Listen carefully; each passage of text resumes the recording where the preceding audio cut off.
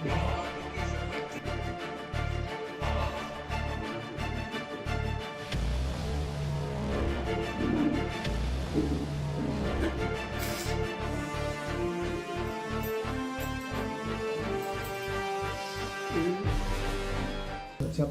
বেশ কিছুদিন ধরে খুব মানসিক চাপের মধ্যে ছিল। 2016 সালে পরীক্ষা দিয়ে ও চাকরিটা পায় 2019-এর ফেব্রুয়ারিতে। তারপর দীর্ঘদিন ধরে করছে। এপ্রিলে 2024-এ এটা 2024-এর এপ্রিলে ওদের 26,000-এর প্যানেল ক্যান্সেলড হয়। তারপরে যারা যোগ্য শিক্ষক শিক্ষিকা তাদের চাকরিটা বহাল রাখে আপ টু 31 আগস্ট 2026। তা যারা 16 সালের প্যানেলের মধ্যে ছিল তাদেরকে আবার নতুন করে 25-এ আর একটা প্যানেল সেকেন্ড এসএলএসটি করে, সেকেন্ড এসএলএসটি।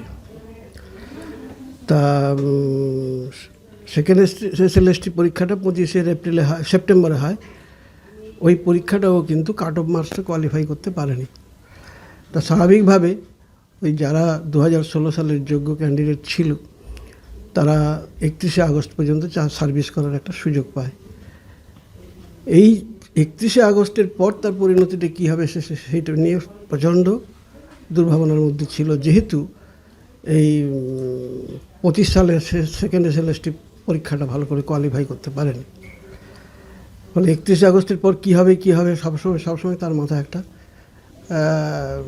কাজ করতো। ফলে ও ওই চিন্তায় ভীষণভাবে ভেঙে পড়েছিল।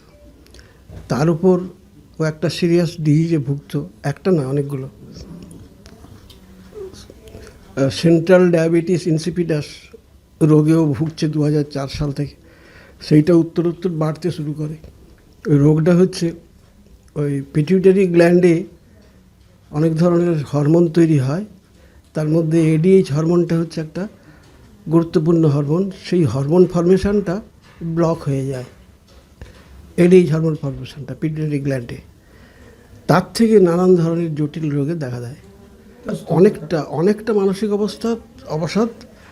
তারপরে এটা তো আছেই, মানে কি বলবো,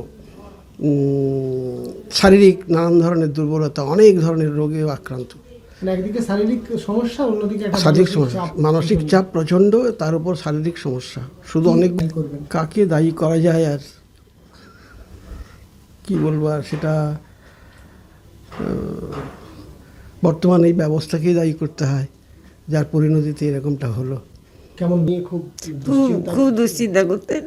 চাকরি চলে গেলে আমি কী করবো, মানে আমি এত অসুস্থ, আমাকে ডাক্তার কীভাবে দেখাবো, বাবা রিটায়ারমেন্ট, বাবা নিজেও অসুস্থ, এত ওষুধপত্র কী করে আসবে আমার, ওষুধে পয়সা এত কোথায় পাবো আমি।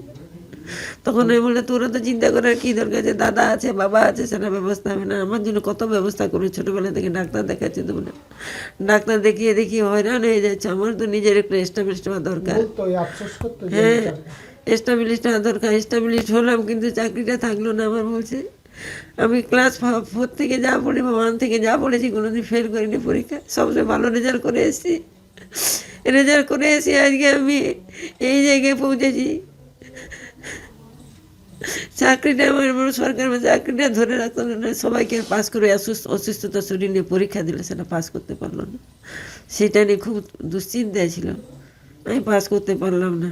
তখন পাস না করতে পারলে কী হবে, আবার পরীক্ষা দিবি, ওই সব বইপত্র কিনে ওই যে আবার সব রাখা আছে, পরীক্ষা দেওয়ার জন্য আবার নতুন করে প্রিপারেশান নেবে। সব কিছু ব্যবস্থা করেছে, কিন্তু কোনোটাই কিছু করলো না। অসুস্থতাতে ওকে জীবনটা। লাস্ট কিছু কথা হয়নি। দুপুরবেলা খাওয়া দাওয়া করে ঘুমিয়েছি। ওই অসুস্থতা নেই, কথা হতো বেশির। এখন তো 1 মাস 2 মাস ধরে ওই শরীরটা নেই, খুব ব্যস্ত। স্কুলে গেছিল, এমনি যে এই ওষুধগুলো খায়। ও তো বিভিন্ন রোগ হচ্ছে, সুগার ছিল, পেটের গণ্ডগোল ছিল,